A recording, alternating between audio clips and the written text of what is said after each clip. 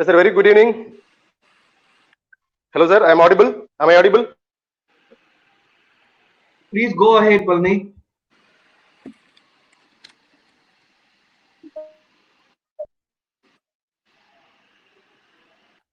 Yes, sir. Very good evening to all the participants. So, EGSPL Engineering College, Nagapattinam, Tamil Nadu, Innovation and Entrepreneurship Development Center is proudly presenting webinar on entrepreneurship as a career opportunity. So, I take this moment to all the participants. So, to introduce Satya sir. Satya sir is working as a senior innovation consultant in a reputed company in Telangana, Hyderabad. He has previously worked with Center of Innovation and Entrepreneurship at the International Institute.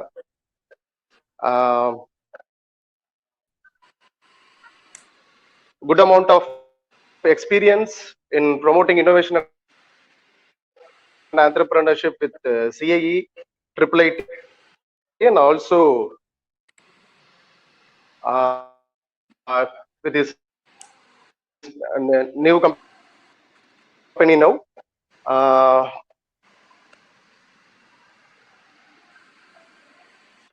So I think I'm audible. We can go ahead with the webinar. So Satya sir, Sir, can I start? Satya sir? Yeah. Yes sir, please sir. Yeah. So, So now I request our expert Satya sir to take the session. Thank you, sir. Yeah.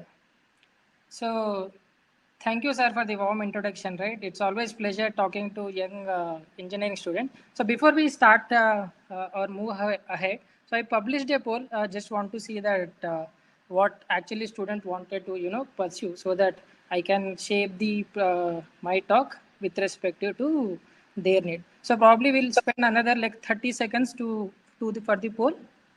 Can I request all the students to poll?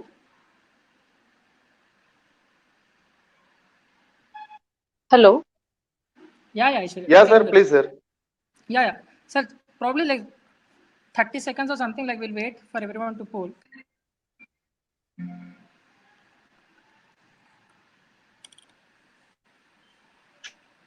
Sure, sir. Sir, is there any way that we can see how many people have polled? Yeah, you can see on the right side. we can see it. Yeah. Yeah, I can see percentage. Yeah. So I think it is decent enough that even getting to see at least say little more than half of the students that have joined today actually want to start up, right? I think. Yes, sir. 54. Yeah. Yes, sir. Right. So I think I Yes, went sir. the poll here, but yeah, pretty decent poll. I must say that being engineering students, at least about say 60% of them wanting to start up by themselves, right? So I'll just load my presentation. Give me 1 second. Right. I am not sure, but how many of you are aware that entrepreneurship can be a career as well, right? So traditionally, we are used to do engineering and then pursue career into any field that we are comfortable. But there's a huge opportunity for students who would actually want to start their own company, right? So next. Yeah. So this would be the agenda. These are the things that we'll discuss. I'll probably spend 1 or 2 minutes to talk about my experience, what I do, and then probably talk about why you should start and what is it everything about entrepreneurship. Why is it like the golden age to start up now? And then there's a little surprise at the end, right? So talking about myself, I currently work at Co-Creation Consulting, consulting mid-market startups to scale up. So we currently work with about more than 50 clients, most of them being incubators, accelerator, investment firms. Right. Previous to this, I used to work for an incubator called CA, as sir mentioned. I worked there for almost 2.5 years. The incubator had more than 100 startups, most of them into tech, the two emerging technologies like robotics, machine learning, AI. So I moved out there from there and then joined Co-Creation Consulting. So I spent about close to 8 years now into the ecosystem. I started when I was into engineering, started with volunteering, then organizing, and then I realized that my interest was into the ecosystem building, and that's what I am been doing currently also, right? So if you have to talk about what is entrepreneurship, right? So I don't think there's a proper definition that we can come up with, but this is how I define it. So if you see, if you find any a business opportunity or any problem, or if you are able to identify a problem in the market, and then if you are able to come out with a solution which can be per profit or non-profit, this is how I define as entrepreneurship. Also good, but you might see a lot of other definitions also, right? I can see someone raised hand. So what do I do, since people are raising hands? Should I? No, we'll ignore it right away and Sure, we'll enable the active once it's been done. sure. So we'll do like, this is how I wanted the session to be, right? So I'll quickly try to finish it up, and then probably take more questions, and then we'll probably spend more time in answering your queries rather than I speaking here for the long time. So, so there was a survey that was carried out by one of the reputed institution, and then why people start. The institute wanted to understand why people come for entrepreneurship rather than continuing with their job, right?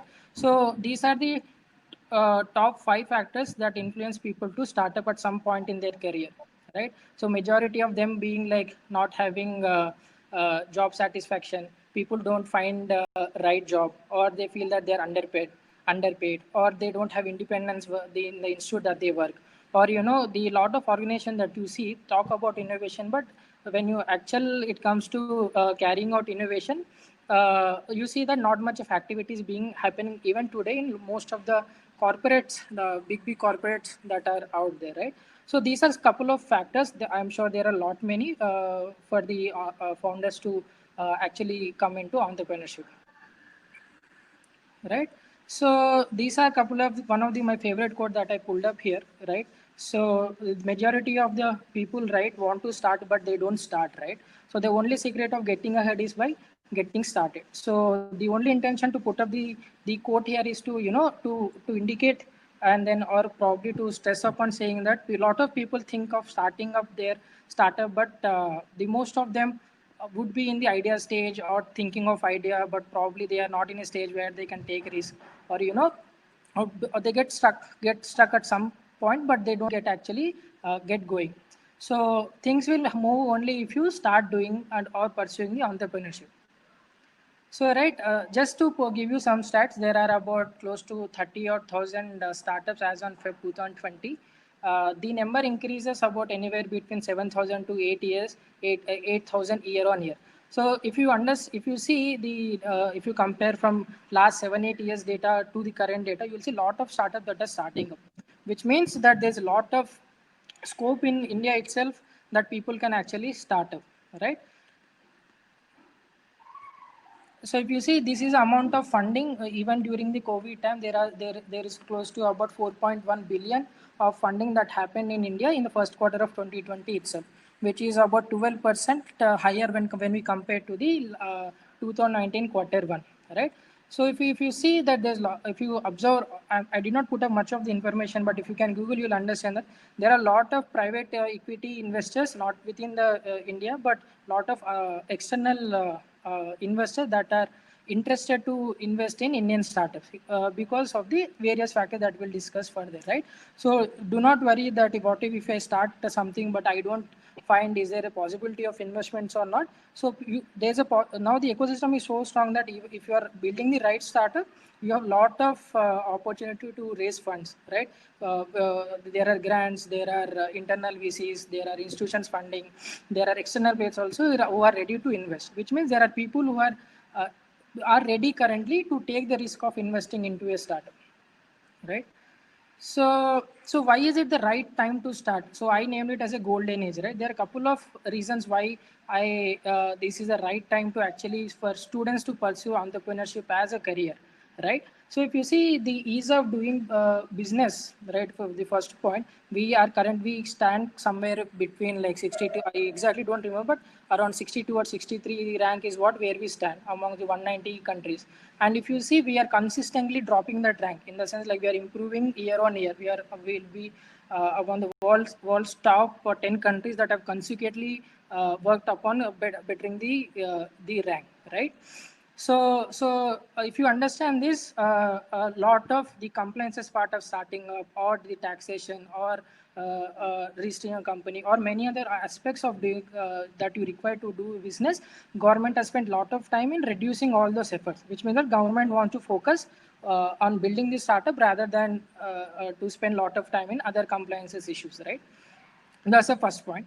And there are a lot of loans, grants, and other incentives that government is pushing extensively for helping students or any entrepreneur to startups to build their company, right? So there are a lot many schemes, grants under Startup India initiative, under DIPP, like Nidhi Prayas, and then there are triple S grants. So all these grants are given to an incubator, and then incubator further distributes to these startups, right? So the ease of doing is good. You are getting support, lot of support from the government. And the third point is markets are waiting to explode. What I meant by this is that this still, though we see that there are about 30,000 odd startups that are currently present, and there are a lot of established companies. But even though, because of the size of population that we are in the country of our size, there's a lot of scope and opportunity for each of you to actually start up, right? So just to give you an example, the Indian consumer spending is about 59% when you compare it with US, which is about 73%, right? So if you do math, then it becomes to 1.4 trillion dollar market in India itself if you can start up. So do not worry that there are like 30,000 startups or there are big MNC players. What if I start and then eventually get lost, because there might be a lot of competition. But there is enough room already available for you to even today to actually start up, right? So, and I'm sure the fourth point that most of you might know, that India talent reservoir, right? If you see it, very soon we'll become one of the youngest working people that we have by 2030. And not only that, if you see the population wise also, by 2050 we'll have more than 1 billion working age population. No other country has this kind of talent reservoir, right? So it is a good time for for the businesses to actually start, and then because the kind of skill set people that are available are also a lot more, right? Uh, and then the last one is the ecosystem, right? What I meant by the ecosystem is here that until like last like 4 5 years, there were the ecosystem, in the sense the startup ecosystem consists of an incubator, investors, accelerators, people like me, government, private players, large corporates. Right? All these things were loosened up, right? If you see the Hyderabad current ecosystem, everything is very well, structured in. There are a lot of push from government to for the incubators. All of this ecosystem has been built and is in place, right? So if any young entrepreneur want to start up, I think they should start up into their e-cell, right? So if just I have to give the how ecosystem is, right? The ecosystem starts wherein right from the college. College will have their e-cell. E-cell will feed to the incubators. Incubator will feed to accelerators. From accelerators, people would come to invest. If you grow enough that a corporate sees a huge potential in you, and then corporate might get into a partnership, or you can merge into them. So the entire ecosystem is in place as of now, right? So if you see that when compared to last year, I think but in probably from today, in the sense from 2020 to probably to next 3 4 years, I think is the right time for people to actually to start their own startup, right? So I think I asked you this question, right? How many of you had or have an idea to start up, right? So usually I being into the ecosystem, right? Because I worked in triple IT, right? I had an opportunity to always interact with lot of students of your age, right? Who probably mostly from second year onwards to fourth year, because Triplet is also a tech college, right? You will see a lot of young, bright minds that usually typically don't want to join MNC or something, but most of them would be inclined inclined towards starting up something by their own, right? The ECL at Triplet is also pretty active, right? So most of the time that I spend with the students, most of them have ideas, but they are kind of scared when it comes to execution, right? So I again pulled up my one of the favorite quotes, right? Once Steve Jobs said, "To me, ideas are worth nothing unless executed." So execution is everything, right? So even at the age of you all, right? Lot of students are kind of bit scared when it comes to sharing their idea with someone else. People would actually think that idea might get stale, or someone else will listen to you, or probably start by their own. So all that kinds of fears are there, but even though people can actually start, but more than idea, I think what you have to understand is that executing the idea, implementing it, and building a successful startup is the real hurdle, is right. So whenever you come across anyone talking about not able to share their idea, please remember that execution is always worth more than your idea, right? So that is what actually defines whether you will become a successful startup or not.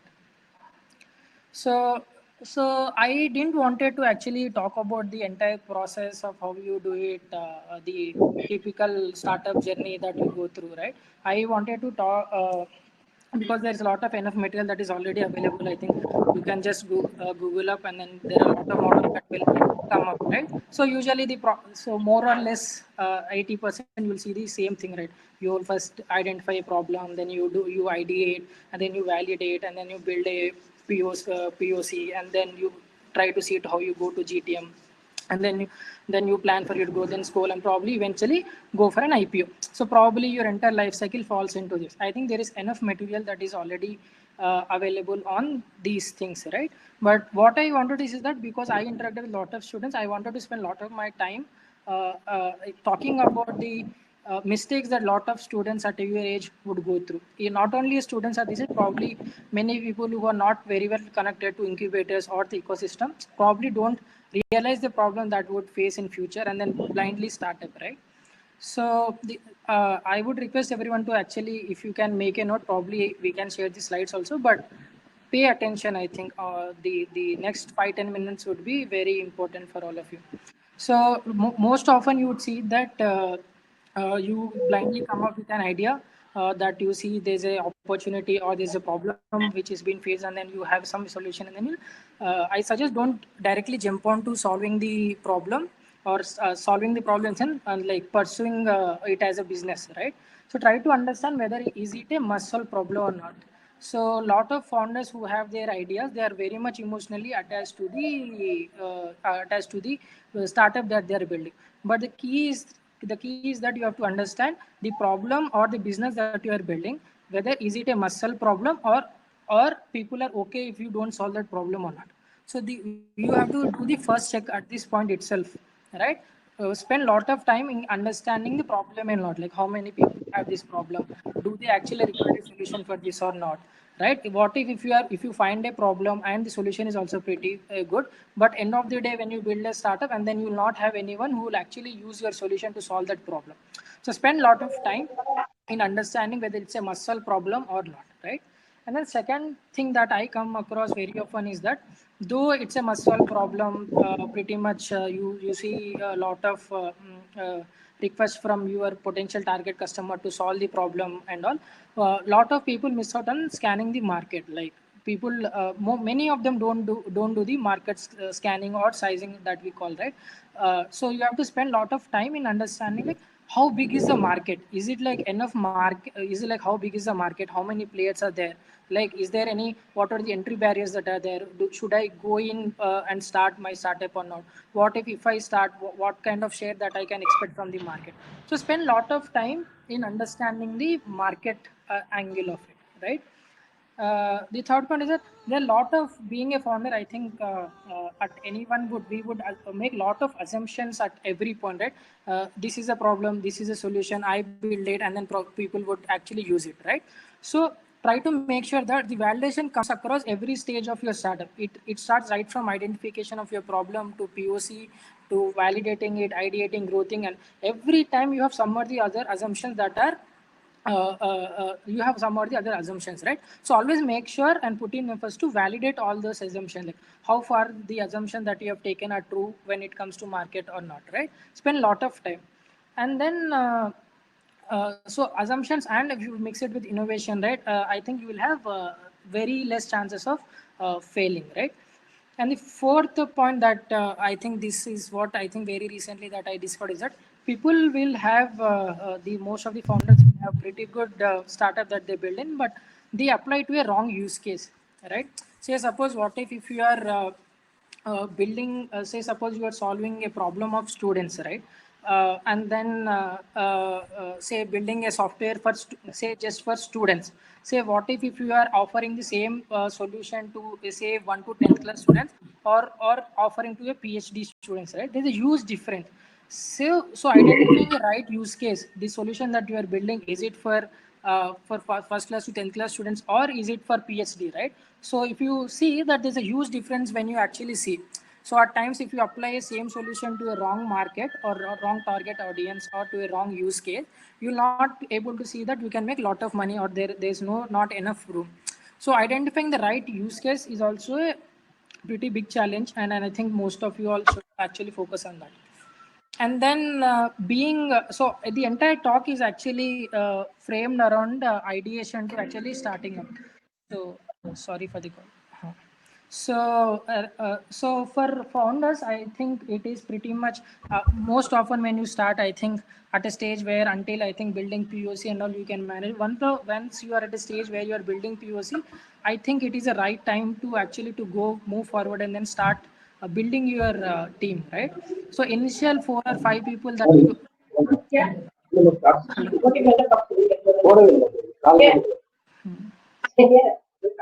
So so there's some distance also. Okay. So building a right team when it comes to when you want to start up, I think it makes lot of sense when you have like-minded people in your team at the foundation level, right? Because these are the people who actually will lay the foundation for your startup, and then those will be like key people who will be shaping your startup, right? So as I said, I think the ecosystem also plays a major role in shaping you as a founder and helping your startup to grow, right?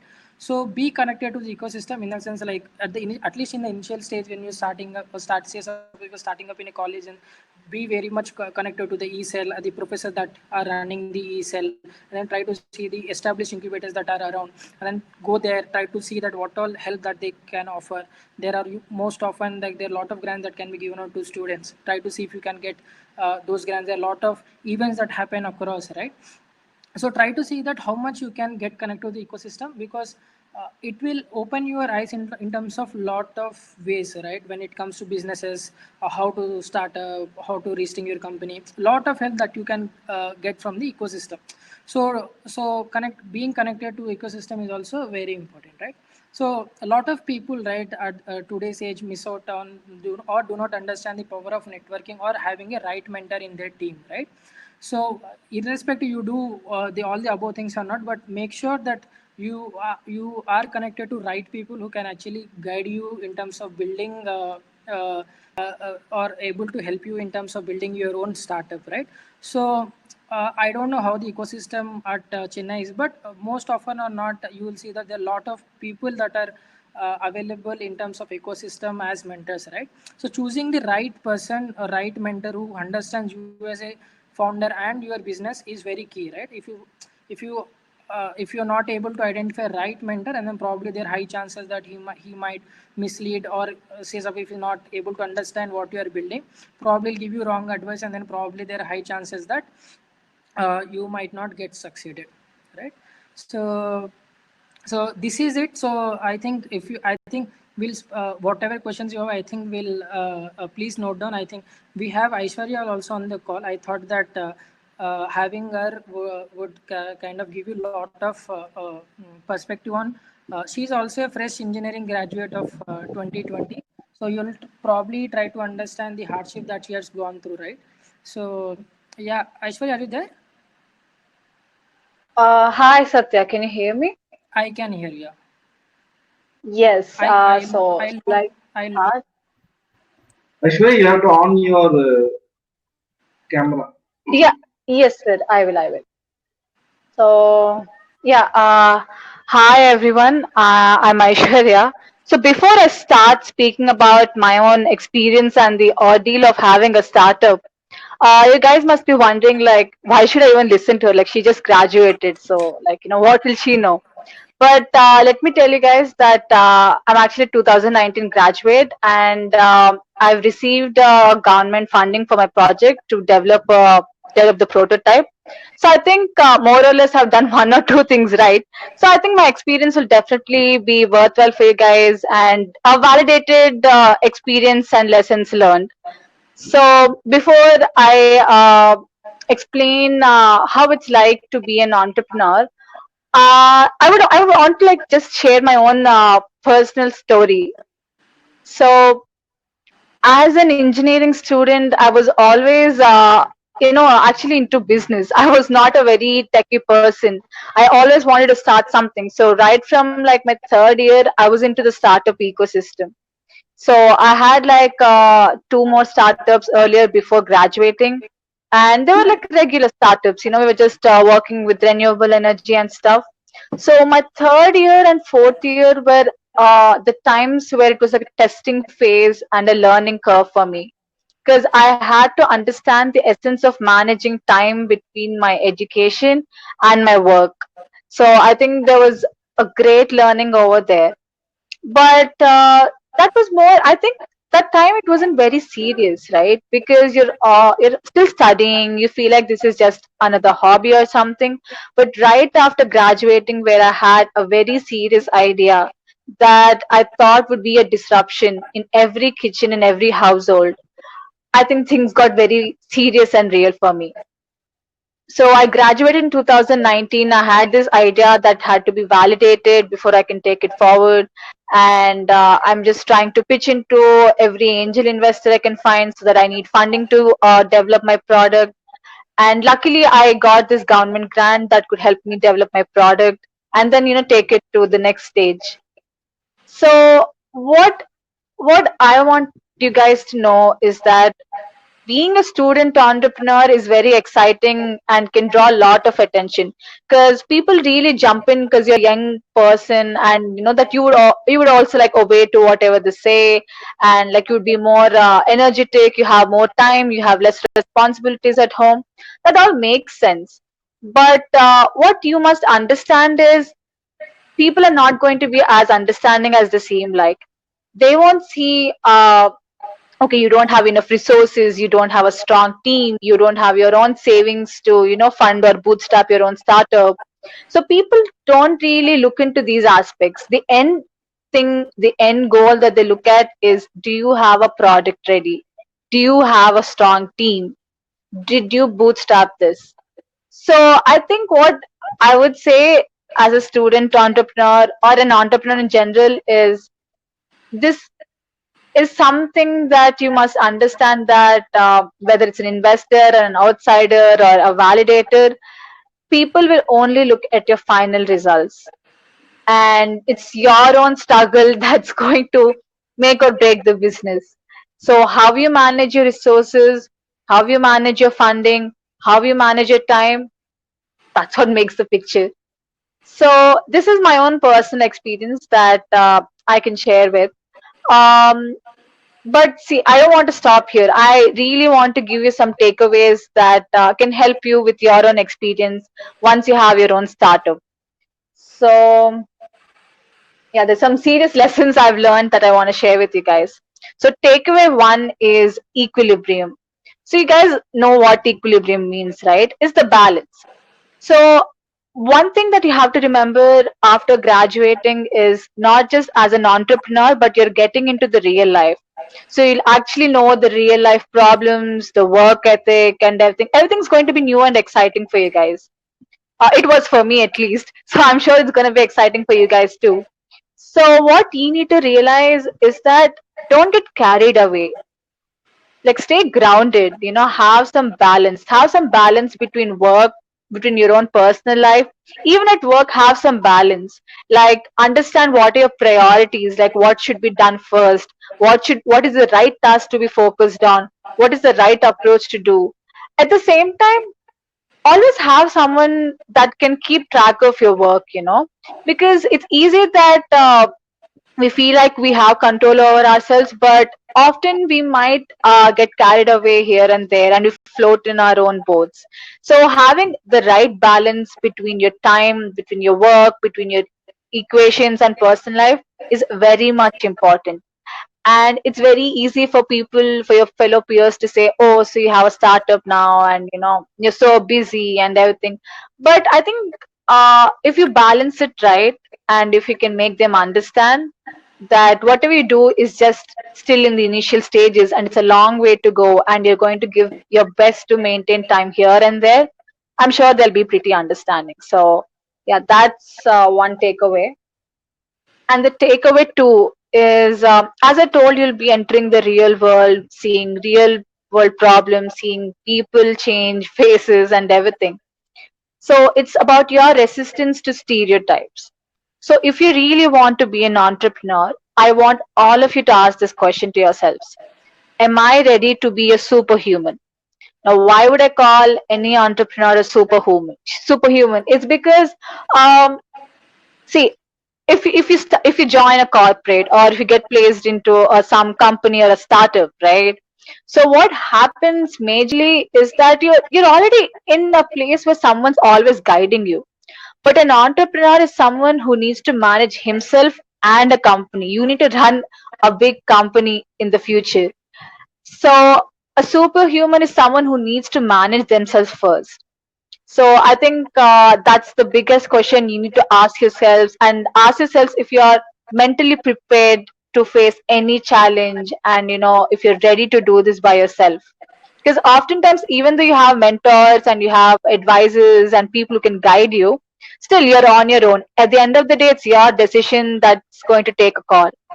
And a very good tip that I can give is using the Eisenhower matrix, right? So it's given by the US president who is responsible for NASA, that started in the US and is doing amazing right now. So he had great initiatives and he really, really liked to work hard. Like he was a workaholic. So what was his matrix? So it talks about how you prioritize your tasks, what's important and what's urgent. So we're all engineering students. We all know how the matrix works. So I think if you guys can like prioritize your tasks, even if not just in entrepreneurship, in your daily life, I think you actually get good work done. Because it's not about how many tasks you do in a day or how productive you are, but more about what have you actually done, like what is the end result of it, if it's actually a qualitative end result that you're getting out of your productivity. So the next third takeaway is mentorship. Guys, I'm telling you, please find a really good mentor that you can sync with, right? Like someone who gets you and can guide you in the right way. As Richard Branson, I'm sure you guys know Richard Branson. Come on, like he's such a big entrepreneur and such an amazing personality, and he owns the Virgin Groups. So even he failed a lot of times, but his positivity and his perseverance kept him going. And even he says that having a mentor at some point is what makes a really, really successful business person.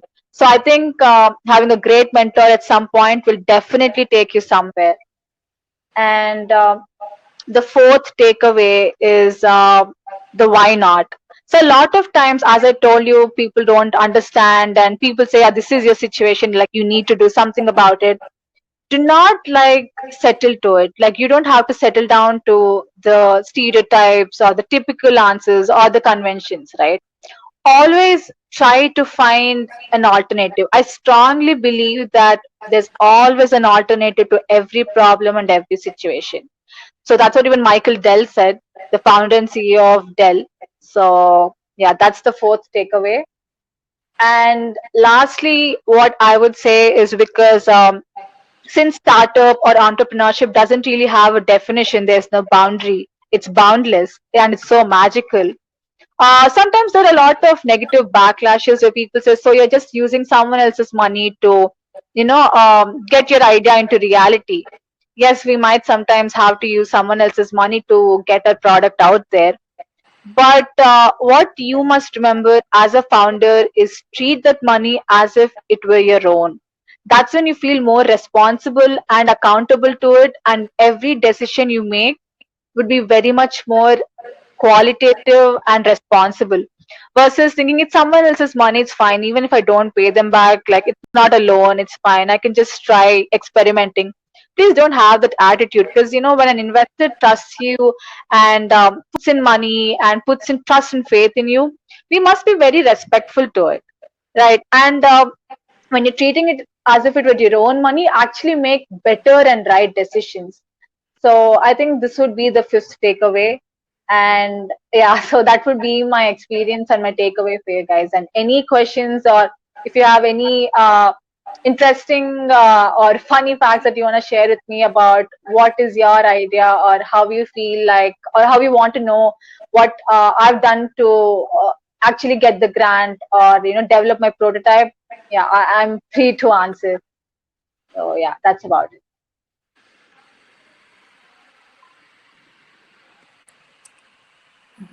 Satya, you can take over from here. Yeah, thanks, Ashwara. I think the all the points that you have spoken to the students, I think all of them have a lot of connection to the reality. And then thanks for your sharing your experience, right?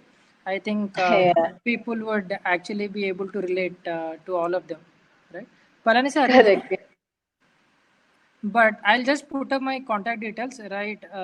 So that probably if at all you have to contact for anything, I think. Sure, I'll be sharing my contact details too. So anyone who wants to speak with me about my experience, or want to have a better understanding of the reality, or get more connections, yeah, get connected with me as well.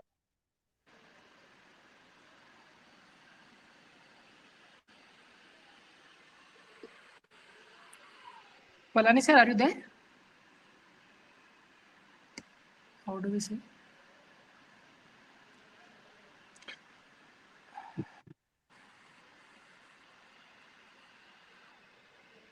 Yeah, we are there, not to worry.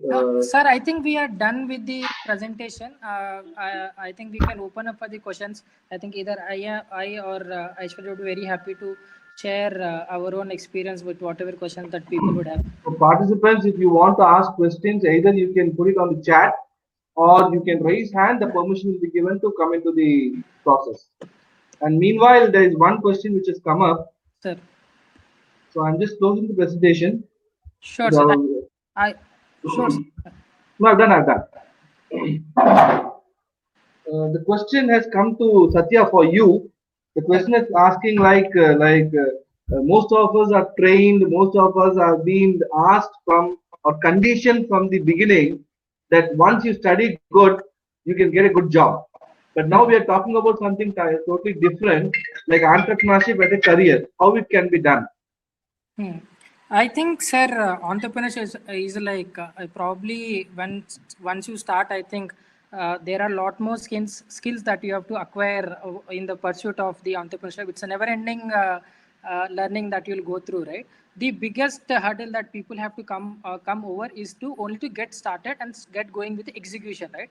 There are, even though how much preparation that you can do in terms of your education or acquiring knowledge from online sources, college, offline, from your peers, or what all the Satya sir? course. Yeah, sir. Yes, sir. Satya sir, you have anything more Satya, from please your slides, sir? proceed. Yeah. No, Yes, sir. Palani Yes, sir, you can proceed. is answering a question. Okay, sir. Sorry, sir. So even though if you have lot of education for especially for entrepreneurship, I think having the a couple of skills that in the space that you are starting is enough to begin with. But on the journey of your founder on the journey of entrepreneurship, I think you will come across lot of things that you have to learn, right? So it's an ongoing this thing that you have to do, right? The biggest hurdle would be only to start off, right? Have the right skills to start. Right skills in the sense that, say, suppose if you are building something into AI machine learning, make sure that you have the understanding of AI or ML, or have someone in the team who will actually have understanding of AI or ML, right? And there are a lot many things that you have to learn. I think any founder would acquire all those skills in the journey, right? Say probably say if we are an engineer, we know the technology. Say if you are a business person, you know how to run a business, but you have to again register your company. So all those things you don't know, but you have ecosystem where you can latch onto, and then any ecosystem would be happy to help you in that way. Aisha, you want to add anything your personal experience? Yeah, so I think like what Satya told is absolutely true, and absolutely that's very right. That when we're just about to start, there are a lot of things that we do not know, and a startup or a company has a lot of aspects, like the legal aspect of it, or the finance part of it, and etc. So when you're in an ecosystem, you always have the experts on board who can like help you with that. Like Satya actually helped me with a lot of understanding of the jargons in how the agreements are made and everything. So I think, yeah, if you get your hands-on experience when you're in ecosystem, it's always helpful and you can take it from there and less chances for you to just follow someone blindly. So, Okay. yeah.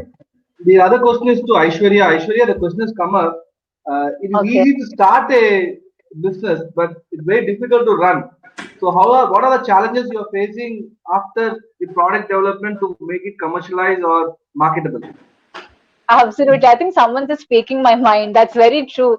So yeah, starting up, actually, to be honest, starting up is also not very easy until you have the right resources to start with, right?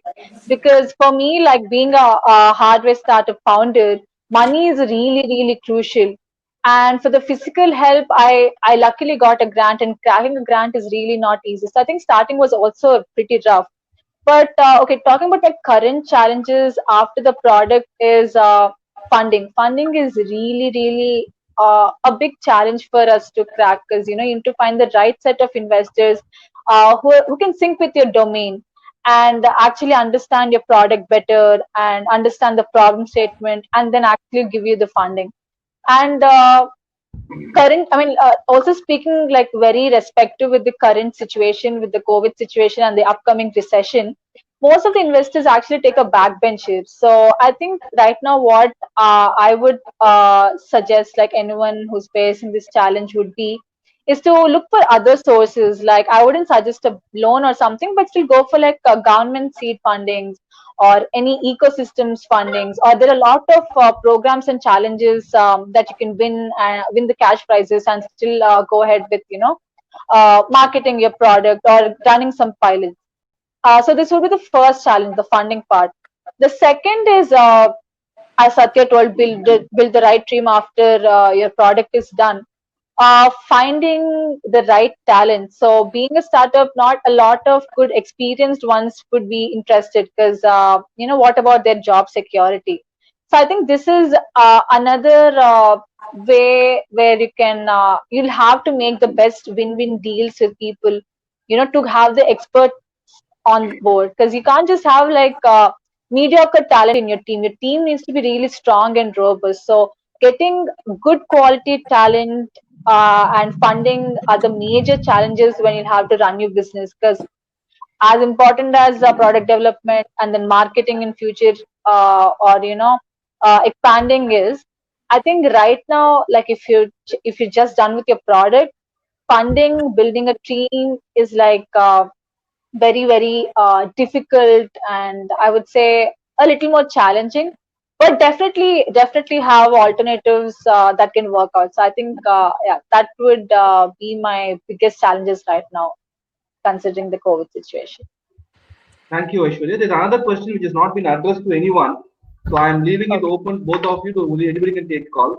Sure, sir. Mhm. The question is asked by Sri Abhidarshini. She asked, I have a startup idea, but what are the essential qualities should I have to convert this idea into a product? So either of you can answer this Yeah, question. Over to I'm you. sure both of would answer, sir. Any question, I think both of us can take it up. Yeah, I think I'll answer right after Satya. Sir, for me, I think the for the time that I've been into the ecosystem, that the only quality that a founder must and should have is the right attitude towards the solving any issue that they come across. Right? If they have a positive approach to solve anything that comes in front of them, if they have attitude to solve them, I think that is the only skill set at the stage that they would require. right? At every phase of your career, even at the stage of your startups, your career, say, because we're talking about startup, right? There would be a lot of challenges at every point. For Aishwarya, previous back to like 6 months or something like that, for her getting a grant was a huge task, right? And she made everything sure that she got the grant. Now she at the stage where she's building the POC. Once she starts, once the POC is into the market, now again the challenge again goes back to raising funding, building the right team and all. So the essential part, leaving aside the skill set that you would anyways acquire in the journey, I think if you have the right attitude to solve the problems that you come across, if you have positive approach and be optimistic, I think that is the essential skill that a founder should have. Aishwarya, you want to add anything? Yes, so what I would add is something that's almost in the same lines to what Satya has mentioned.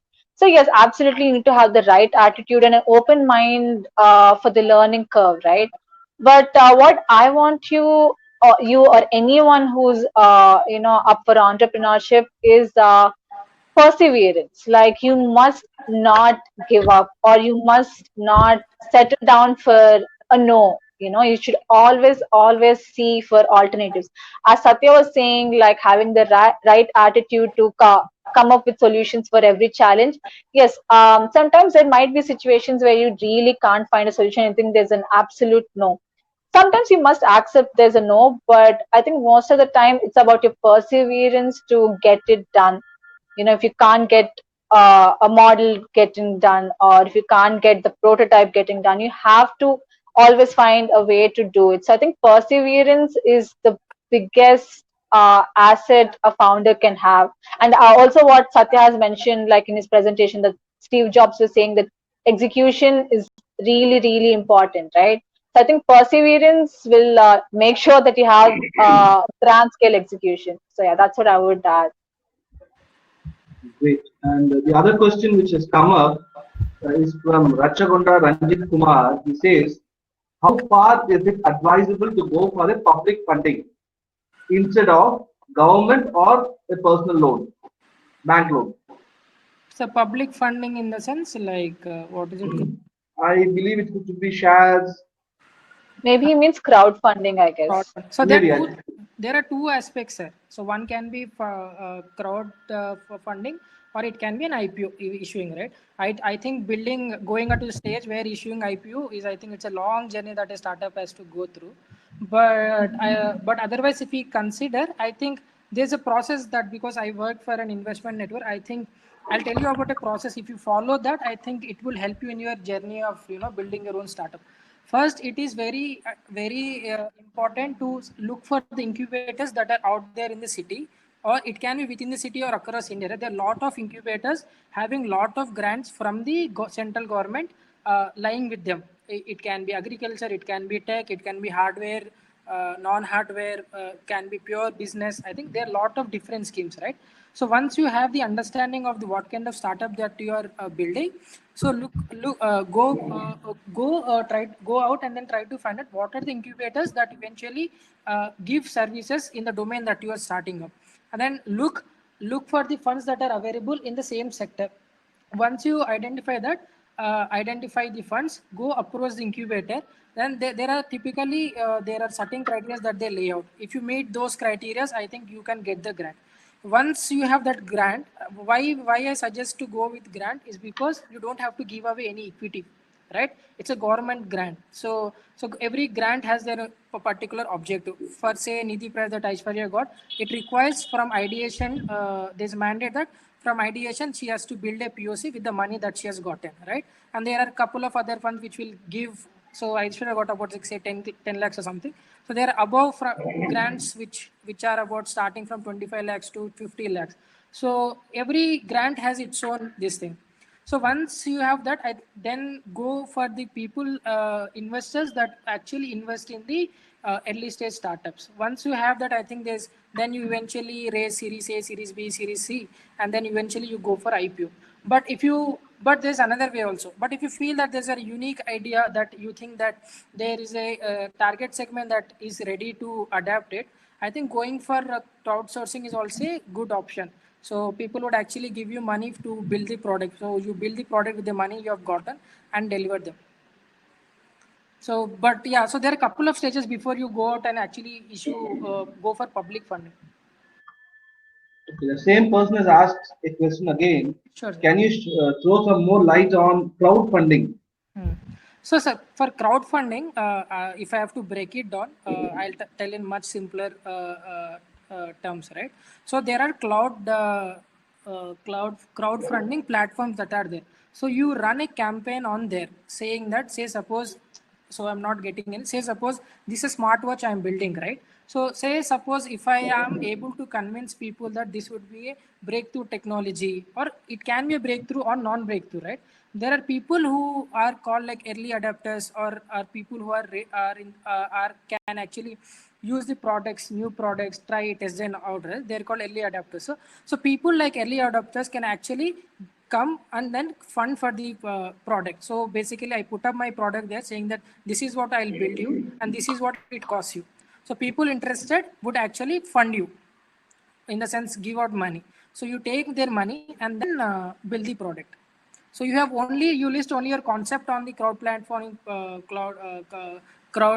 platforms. So people would believe you in concept, trust you, and then get the fund. So what is that you make to gain the trust is a really key thing. Okay, super. The other question which has come from Lijanthan Murgaya, what are the main factors or success factors for the development of innovative startups? I think question is too short. So can you repeat? I try to. Now, what are the main success factors for the development of innovative startups? So, sir, there's a huge this thing. So, what is innovative is, I think, as the definition is also still not very clear, right? So, sir, is there any way that we can get him online? I think the question is too short to answer. Okay, then Mr. Murgaya has to raise hand and you have to accept it so that we can bring him in.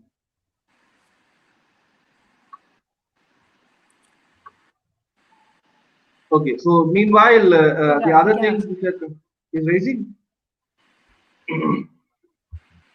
I don't see it. Okay, the other question which has come up from one of my mentee, which is asking, like, I have been advising her basically to start a business after some time. Because what I told her is, like, if you are planning to start a business, first go learn the business from someone, work with them for scratch to top, then start a business. It is not applicable to startup, but still, can you throw some light on it, like how will be successful or not? I think if it is about traditional business, I think it makes sense to actually to understand the business before you go on to start something business. But if it is come to anything to tech, I think the moment you see that there's an opportunity, right? Every passing day is an opportunity cost for you. So I don't think someone should actually wait and learn, because as I said that the biggest challenge would be to get starting, right? The moment you identify there is a market opportunity and there are people willing to buy and it is a must solve problem, I think it is a right time to actually start, even though you know that you might not have the right resources, you might not have the right skills or money to start. But I think the moment you identify there is a need, I think one has to move forward, take it up, rather than actually trying to wait, because the opportunity cost is, if you don't solve, someone else will solve the problem, so you might lose on to the opportunity. Okay, there's a question which has come from Sri Abhidarshini. Does these qualities suit all the career startups?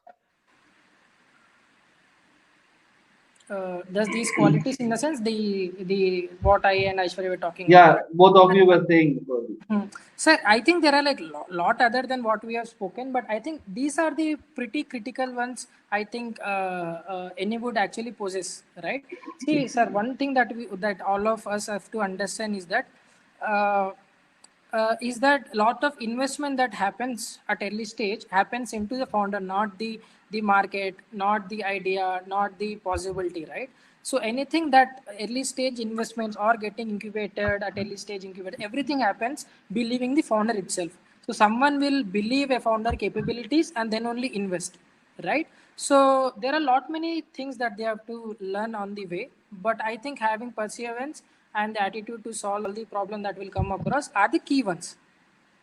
And trust me, I think the startups that have started will understand that most of the oftentimes the idea is good, there's a huge potential that they can make a lot of money, but lot of startups fail to raise funding because it is the founders incapability to run a startups. So one of the key factors for raising funding, it is a founder itself. You The want to add individual anything, itself Aishwarya? is matters everything. Didn't get you, sir. The individual is more important than anything Yes, sir. else. More than anything, say suppose if I have to say have to select someone into accelerator or incubator, right?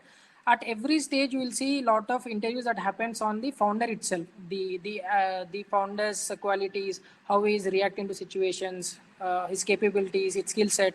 So most of the things, all the decision making happens from the based on the founder itself.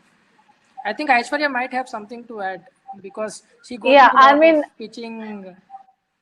yeah, true. So to elaborate on that, Satya is absolutely right. And I think I must have also mentioned it that people actually invest in the founder versus the idea or the market because they know that the founder is capable of making it happen because they trust the person.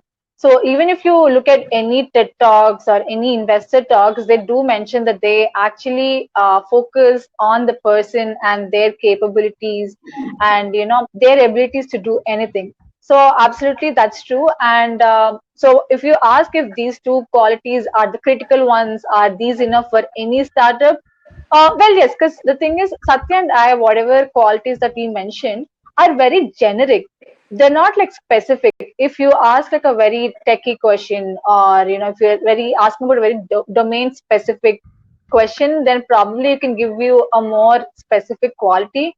But if you say, will these qualities be enough for starting any kind of startup or any career, then that's absolutely true. Because whatever we are saying is more about an individual's capabilities and a personality trait versus something from a textbook. So absolutely. So I think that's very true. And yeah, it's all about the personality at the end of the day. That's what really matters and brings out your capabilities and how people think or trust you, and that's when they invest the money into your startup. So yeah. Uh, Fine, there's lots of questions coming in. I will hold with the last one question, like which which is the best mode of business? There is going to be like online or offline. I think that both the market, considering the kind of population and the penetration of technology, I think there's still a lot of room for the technology penetration to happen. I think both of the both online offline have lot of scope, but I would prefer that people would actually build something which is based on the internet because the geo being there, I think lot of infrastructure that is being into penetrated into the market. If you see a long run play, I would suggest that you build something which is like something based on e-commerce or something which is not like traditional business which doesn't use any technology, but build your business based on technology, right? So because building your startup based on technology would actually will help you in terms of growing and scaling your startup further. And definitely, undoubtedly, the future is tech. So anything which is built on e-commerce has a lot of scope in the market, right? That's why you see a lot of investment that is happening from Amazon, Flipkart, or very recently Geo also launched GeoMart, and you'll see lot many things. All the traditional businesses also moving online. Facebook very recently launched Facebook Shops, right? So all the traditional business also are doing good business offline, but there's a huge opportunity online also. So big platforms like Facebook and Geo are trying to see that how can they enable them to do business in the online space. So yeah, definitely e-commerce will have a bright future. Yeah, I would like to elaborate on that. So I think maybe if you could, as Satya was saying, if you could just focus on the tech mode versus seeing which mode would be the best. I think that's the most like the latter part of your business because look, if you look at online, as Satya is saying, it's amazing. Like it really has huge scope. But that also means that a lot of people jumping onto the same bandwagon, right? So you would have like serious competitions from the big players and from more upcoming players. So that's again something that you'll have to tackle and come up with great USPs. So I think when at a certain point it gets saturated. So both offline and online have their own perks and quirks, to be honest. If you are looking at the current period, even though online seems to be an amazing place with a huge scope, which is very much true and factual, you must also look at what are the downsides, and if your product or service is capable to come up with some amazing USPs that can win over the existing players. Because you shouldn't be one of the peas in the pod. I mean, you need to be someone who can stand out, right? That's when you actually have an amazing business because you have so many customers jumping in.